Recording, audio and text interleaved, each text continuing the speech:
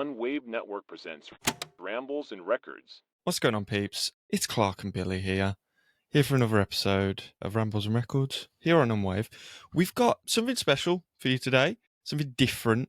We'll see how it goes. It's the segment that we touched on in the last episode called Hear Me Out. What is Hear Me Out, Bill? Basically, Hear Me Out is an opportunity for us to present to one another an album that maybe we think the other person wouldn't normally listen to, maybe hasn't heard, maybe a chance to kind of challenge their normal patterns of listening and just try and bring something to the table and have a chance to have like an open discussion about why this album is worth listening to. Awesome, yeah. That's it. What's interesting with it is like the idea that we could potentially kind of adjust somebody's understanding or taste or perception or impression of an album through kind of going through it with a different point of view. So yeah, we've both picked an album each and I look forward to getting into that. But first, we're going to be just getting into a bit of music news, a bit of current affairs. Let's get into it. Rambles N Records. Okay, Bill, let's have a look at the news, shall we?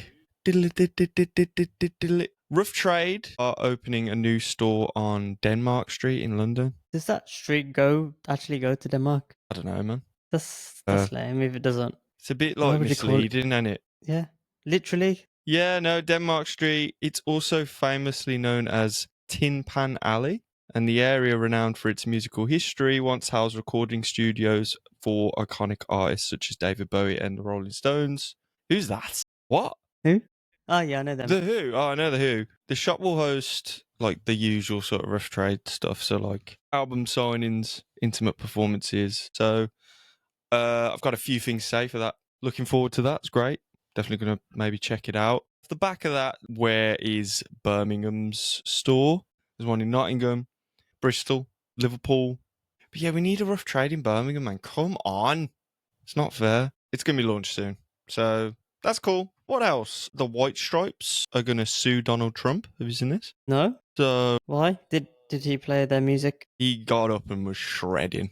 Just like, dun, dun, dun, dun. You know what? That's actually not far from the truth. Basically, it is because they're taking legal action against Donald Trump's campaign for using their song Seven Nation Army. I wonder what other White Stripes songs they'd use for a political campaign. They could just do like a campaign across every sports club around the world and just like rake in all the cash. To be fair, White Stripes could like, obviously this is politically charged, but they could go one up and I just think of how many people are probably illegally using that song right now.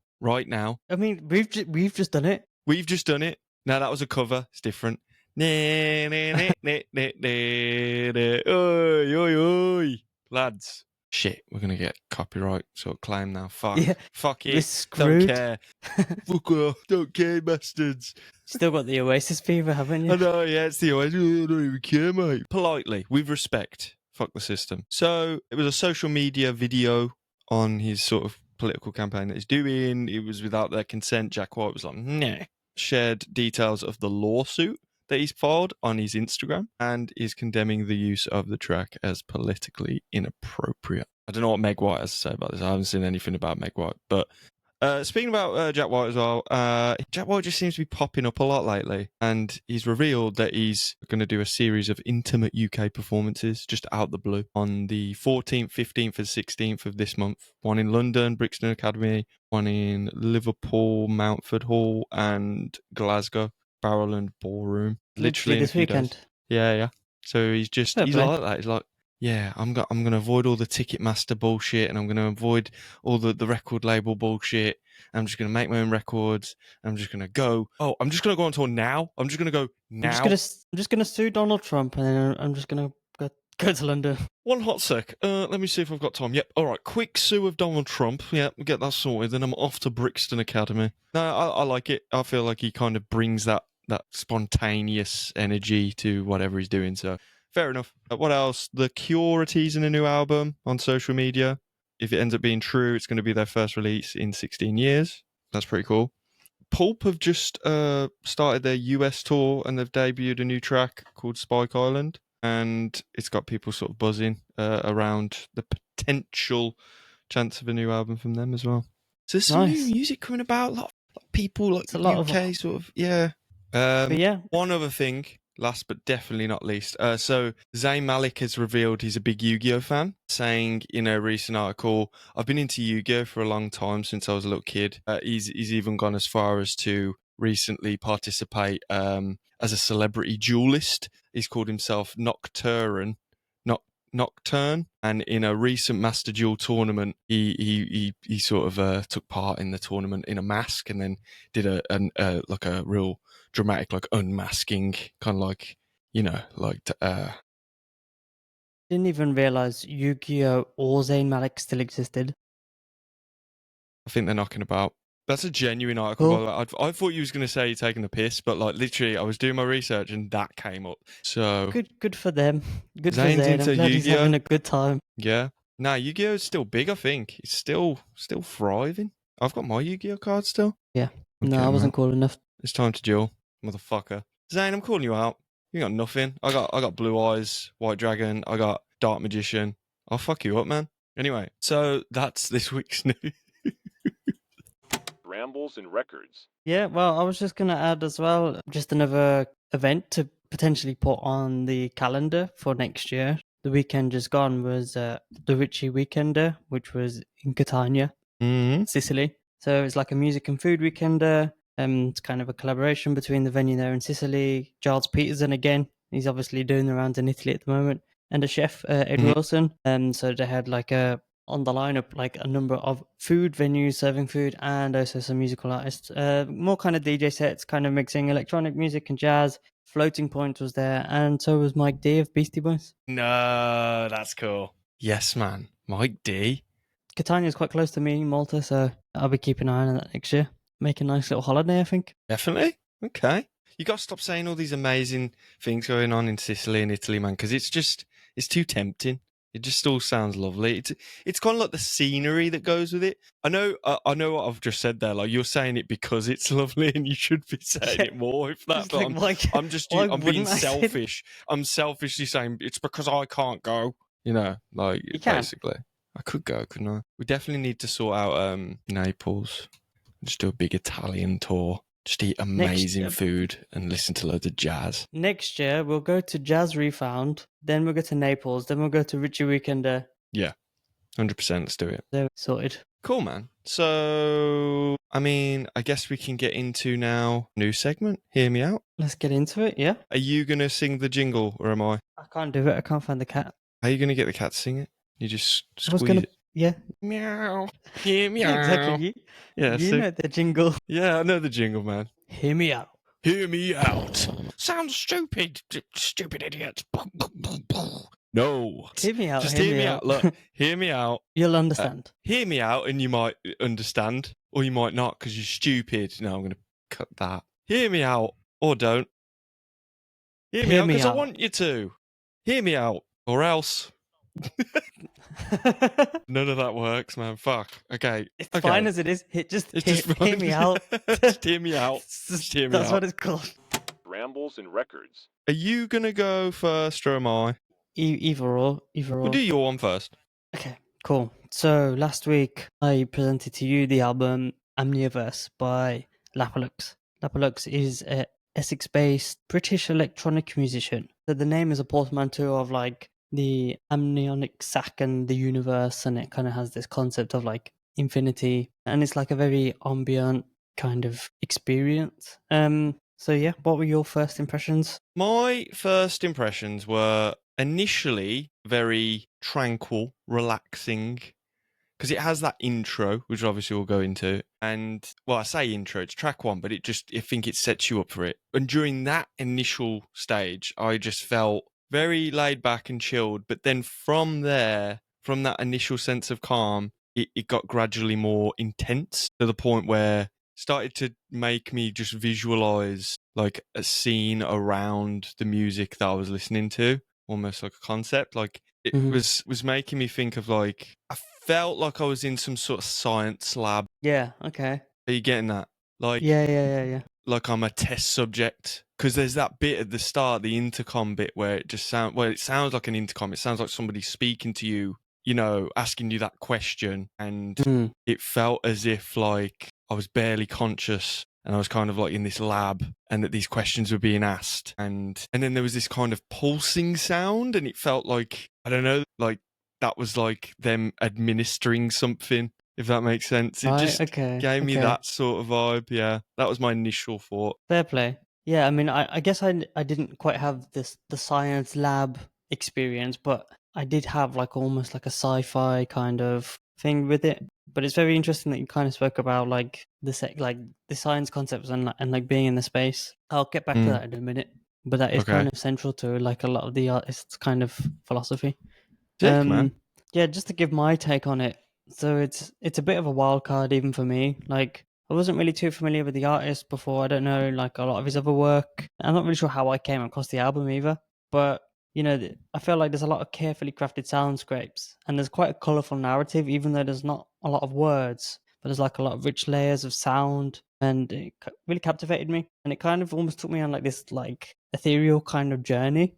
Mm-hmm. The attention to detail provides like different avenues to explore each time I listen to it. And it's almost like you never have the same experience listening to the album twice. Like for me, I felt like I was almost transported into like a Stanley Kubrick movie or like a Ridley Scott movie or something. Like, See, I was getting that. I was going to touch on that. It's funny. It was like almost like a cyberpunk-esque element, like The Matrix or Blade or something like that. To add to yeah, like yeah, the yeah. kind of test subject thing again, like when, you're being sat in that like Matrix world and you have that thing put in the back of your head and that sort of thing. It was giving me that sort of feeling a little bit. Right, yeah, yeah, yeah.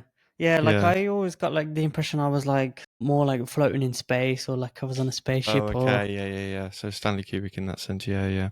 but yeah, and the more I've learned about the artist and his process, like kind of the more fascinating it's kind of become as well. So this album is written heavily on modular synths. So for anyone that's not really aware, like so a synthesizer is an electronic instrument which processes electronic signals from keys, and it's all kind of pre-wired for you inside, and it makes a certain sound. Whereas a modular synth, you kind of have all these components which you can patch up in unique ways, so you can kind of create a new instrument like by switching cables around.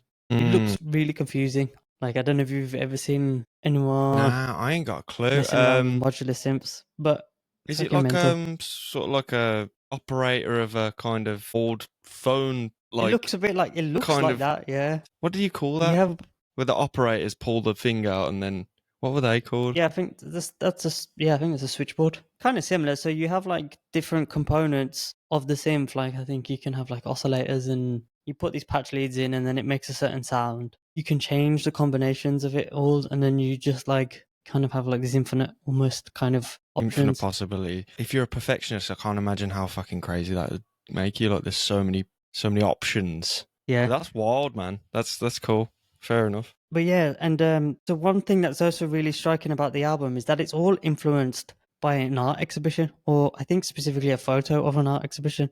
So Okay.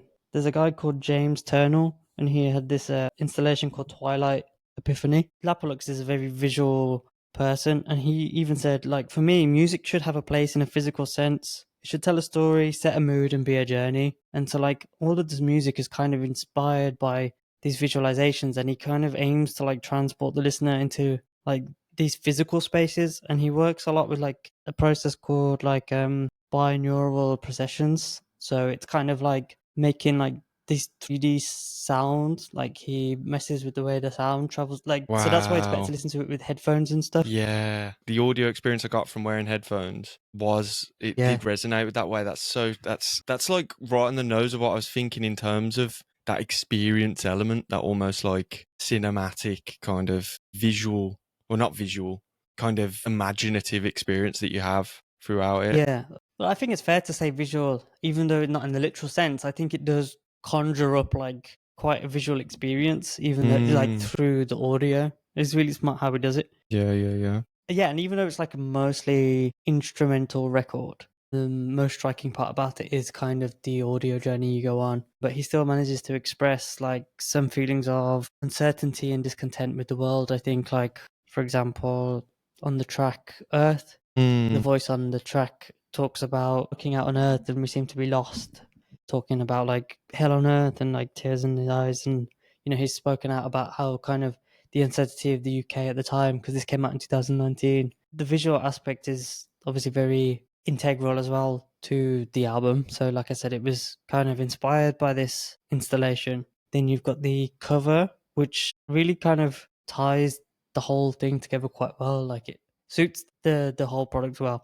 And then I even found, just from having it up on Spotify, they had like these visuals for each of the tracks, and it just worked really well. Like it's just like a really well put together product. And another note to mention, which I think I might have forgot before, is that it's on the Brain Feeder label, which is run by Flying Lotus. Yeah, obviously quite a visionary musician and Yeah, filmmaker himself. that And I checks out. think Lapalux is one of the only British artists on the label, if I'm not mistaken.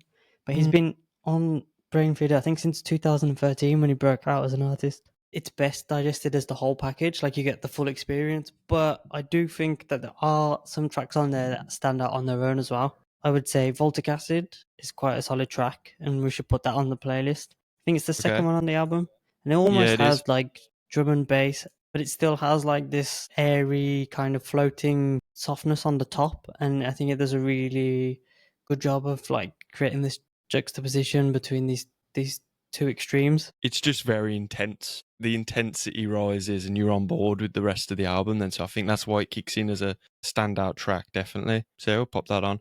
But just to throw a little curveball, I was really into the track after that, which is Momentine. I Okay. thought that was the right balance between the immersive parts and the more rhythmic parts. Like it was dipping in and out, and I really liked that about it. And Earth afterwards, I thought was equally pretty good as well. I'd say it's worth putting on the title track as well, Amnioverse. Mm-hmm. Again, I think that one has a bit more of a heavier kind of rhythm section and like a bit of a build up. That one's towards the end of the record. But yeah, like it seems like the process is actually almost quite improvisational. He'll be recording it, and then he will like find the imperfections in it, and then he will kind of sample his own recordings and then use them to build up the track then through the software on his computer. Right. Yeah, and then I also found out that his live set again is quite improvisational. So he works well with audiovisual, as you might be able to imagine. So I thought as well, like there is a video of him doing a live performance of one of his songs, but like in a kind of studio setting. I thought maybe Okay. we can watch that. Yeah, let's watch it. Yeah, man, we'll put this video link in the show notes. Check out. We're going to watch it now just to get a Yeah. better idea of it. Yeah, so this is Lapalux performing Earth live. 3, 2, 1.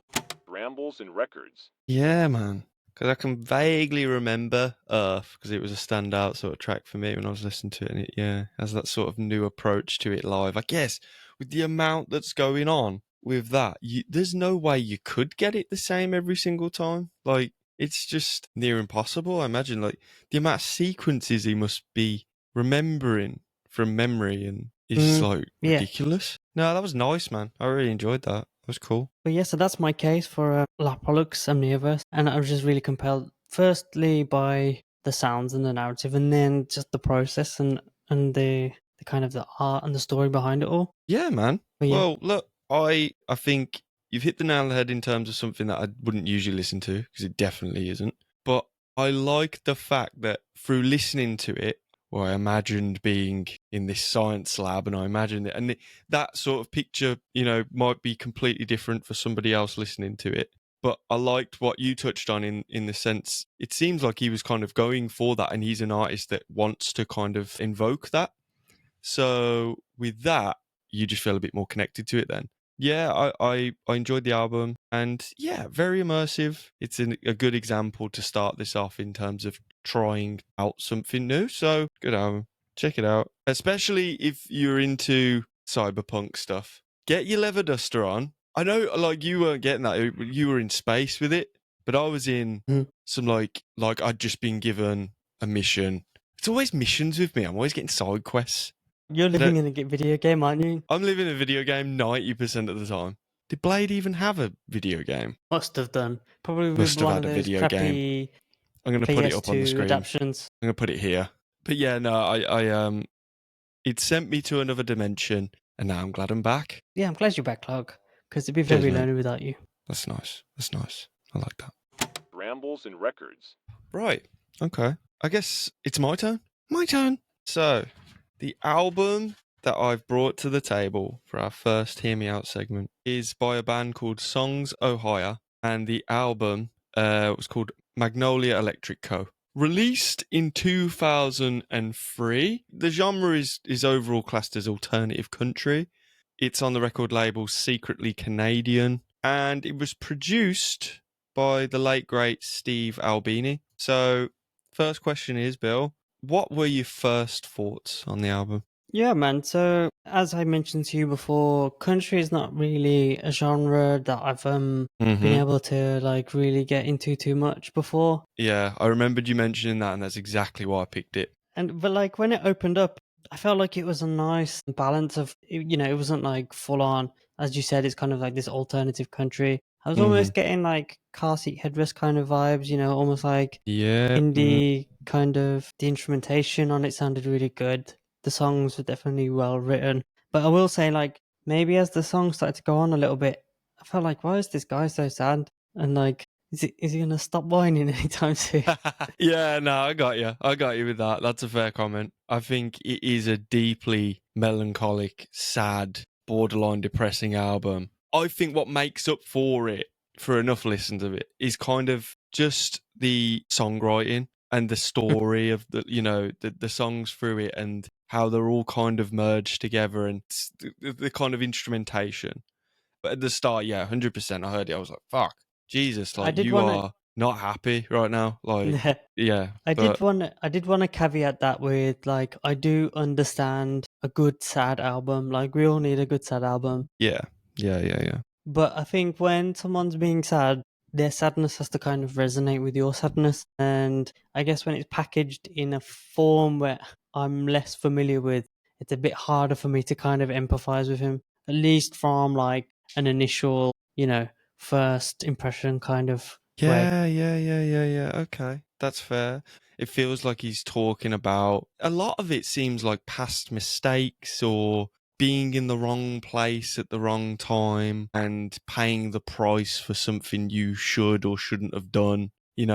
All of that seems, yeah, just deeply personal. All the songs seem to have lyrics that are kind of binding on through one another. And it does feel like a story. It feels like it, especially if you read the lyrics with the songs. I'll go into a little bit more detail on the album itself. So it was released in 2003. Jason Molina, who is the main songwriter, for the most part, Songs I Hire is his project, but he kind of brought other people into the project as and when were needed. But ultimately, it was his band, if you like. It was his project, and then he just handpicked who was involved. And then after then, he actually went on to perform as Magnolia Electric Co.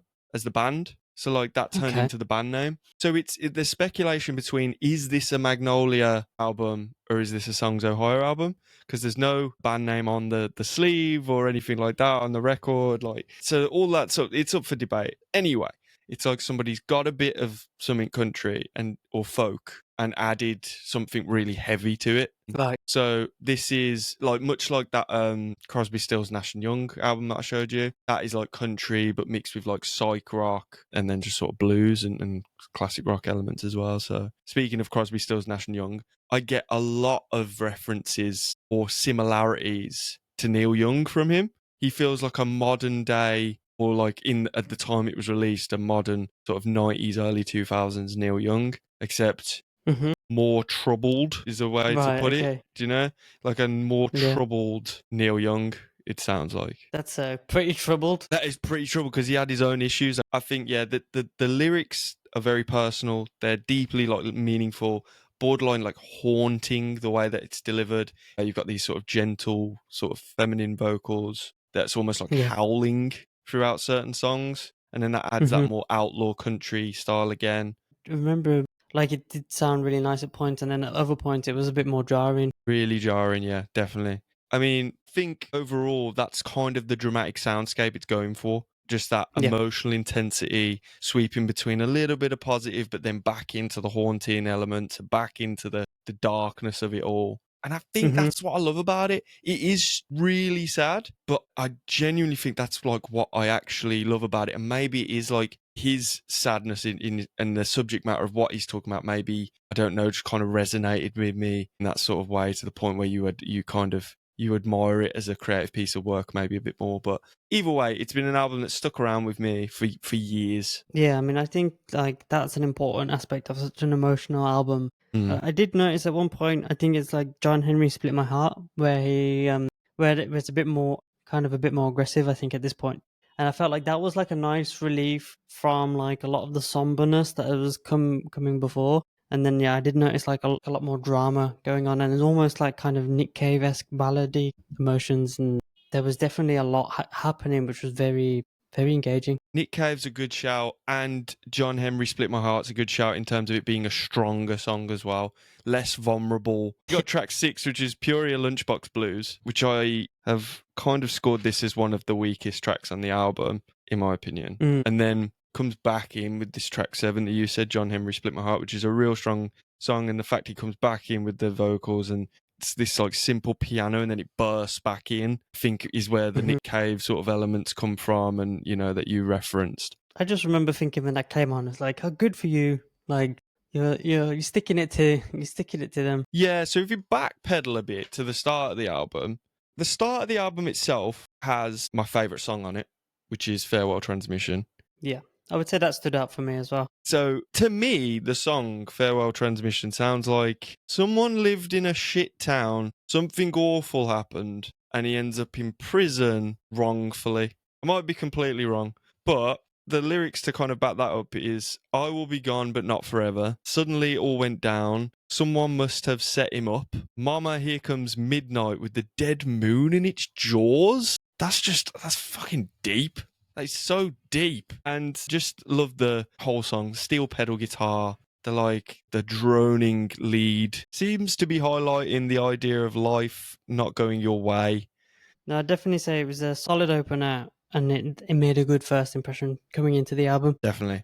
The band is fronted by Jason Molina. He grew up in Oberlin, Ohio. He was born December 30th, 1973. Died March 16th, 2013. Age 39, and he had a few different projects going on throughout his career. Unfortunately, he died of alcohol abuse related organ failure at 39 and had a long running battle with alcoholism, unfortunately. So that's probably where you're getting all the kind of more tender, emotional, melancholic, sort of sad subject matter with the lyrics. Seemed like he had a troubled past even before the alcohol, to be honest. I was looking at like old interviews from him and stuff, and he just seems like a real fragile person. Like, his early influences were Black Sabbath, so that's cool. And from there, I think he sort of graduated from college. He played bass guitar in metal bands around Cleveland and then became a solo act. Okay. And what year did you say the album came out? The Magnolia Electric Co. 2003. Yeah. Right. Other standout tracks, I think track 4, Almost Was Good Enough, is a good shout. Love the synth in that song. And again, it's got the outlaw style guitar riffs. And then the lyrics again. I just want to read some of the lyrics. I don't want to get too dark with this, because if I just read this shit, it's just going to sound like a bit too dark. I hope not. But these are like standout lyrics from the song, which is, I remember when it didn't used to be so hard. It used to be impossible, which makes you go, huh. You know, like it's a double negative, which ends up a positive, which I think is a really cool lyric. You know, like, oh, I remember when it didn't used to be so hard, making it out like it's really hard now, then saying, oh, it used to be impossible, so it's actually better. Like, I just thought that's a real neat lyric, so that's cool. It is a head fuck. And I like, there's a certain bit in this song where it's like, did you really believe, come on, did you really believe that everyone makes it out? Almost no one makes it out. Probably the most depressing lyric on the album, but I like the way that it's like he's having a conversation, like he's like, come on, did you really believe, like he's literally saying it like that. I think that's pretty cool. But yeah, real sad song, but a good song in my opinion. I mean, track 8, last track, I'm going off because there is a deluxe version. I'm just going off initial track list, which ends at Hold On Magnolia. Quite lengthy, slow ballad, calm throughout pretty much all of it, and it's 8 minutes long, so I think it's a lovely way to kind of end the album. It feels more positive as well.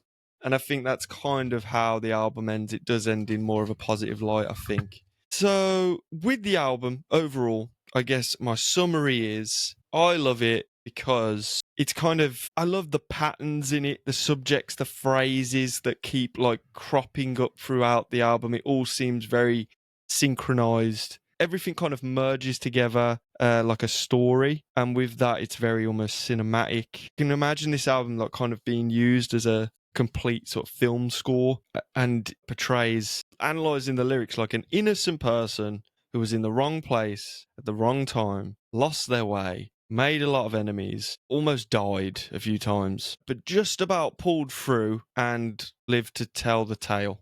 That's what it feels like. And I think Melina's like personal life struggles are intertwined with this. They kind of pass over to this record and you can feel it. You know, something this raw can't be created by someone who hasn't experienced pain, it feels like.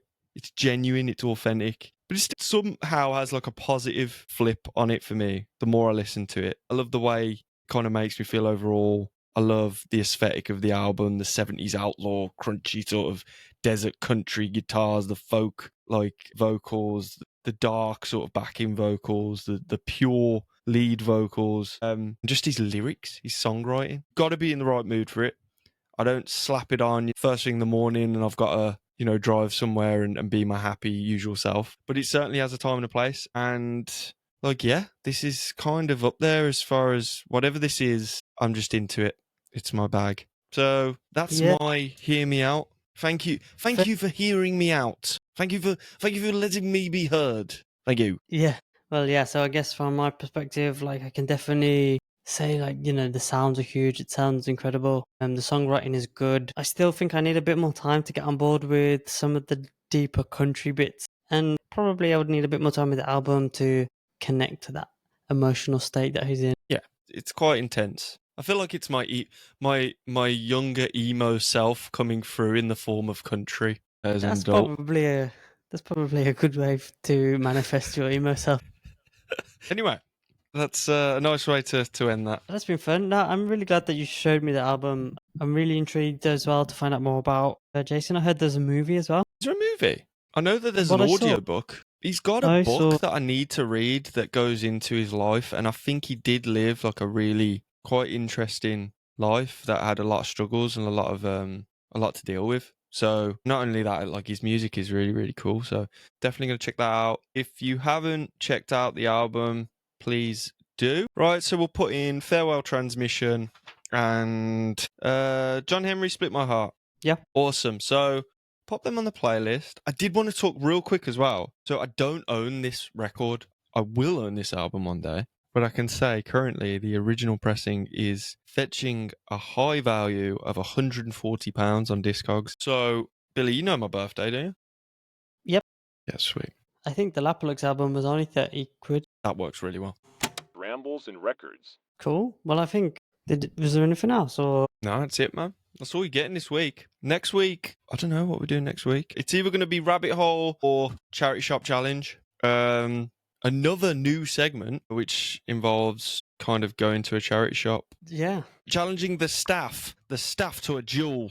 No, so Charity Shop Challenge, basically, both of us are going to see what is the best record we can find with the budget of £5. And best story behind the record, best song, best condition, and bonus points if it plays as well. Yeah. So, bring it on. Anything else, Bill? No. Okay. Right. See you next week. See ya.